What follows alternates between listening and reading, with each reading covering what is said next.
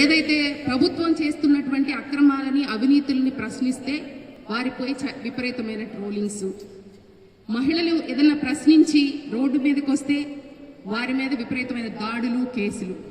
కాబట్టే వీరిని ఏదైనా మహిళల్ని మోసం చేయడానికి కానీ ఏదైతే మహిళల్ని వంచన చేయటంలో పిహెచ్డి చేశారు అనేది దీనికే నిదర్శనం అండి.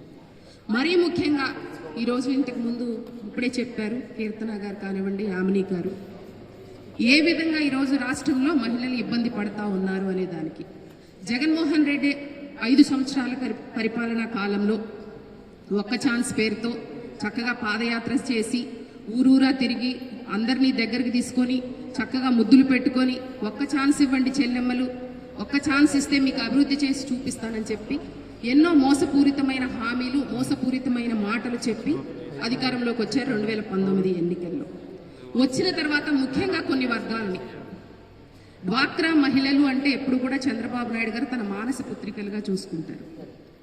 అలాగే అంగన్వాడీ వర్కర్స్ రాష్ట్ర వ్యాప్తంగా 1,10,000 మంది అంగన్వాడీ వర్కర్స్ ఉన్నారు.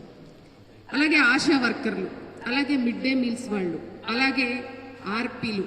ఇలా చూసినట్లయితే ఏ వర్గాన్నైనా ఎన్నికల ముందు తను ఇచ్చినటువంటి హామీలు, పాదయాత్రలో వారికి చేసినటువంటి హామీలు ఒక్కటి కూడా నెరవేర్చకుండా, ముఖ్యంగా డ్వాక్రా మహిళల్ని ఏ విధంగా మోసం చేశాడు అనే దానికి చాలా ఉదాహరణలు. ముఖ్యంగా ఓట్ బ్యాంక్, మహిళల్ని ఓట్ బ్యాంక్గా చూపిస్తూ జగన్మోహన్ రెడ్డి 2019లో అధికారంలోకి రావడం జరిగింది. 1 కోటి మంది మహిళల్ని నేను ఆసరా పేరుతో రుణమాఫీ చేస్తాను అని చెప్పేసి మోసం చేసి అధికారంలోకి వచ్చిన తర్వాత డ్వాక్రా సంఘాలు అంటే ఎలా తయారు చేశారంటే వైఎస్ఆర్సీపీ సభలు, సమావేశాలకు జనాలు తరలించే జన సంఘాలుగా తయారు చేసినటువంటి పరిస్థితి ఈరోజు ఈ యొక్క జగన్మోహన్ రెడ్డి గారి ప్రభుత్వంలో.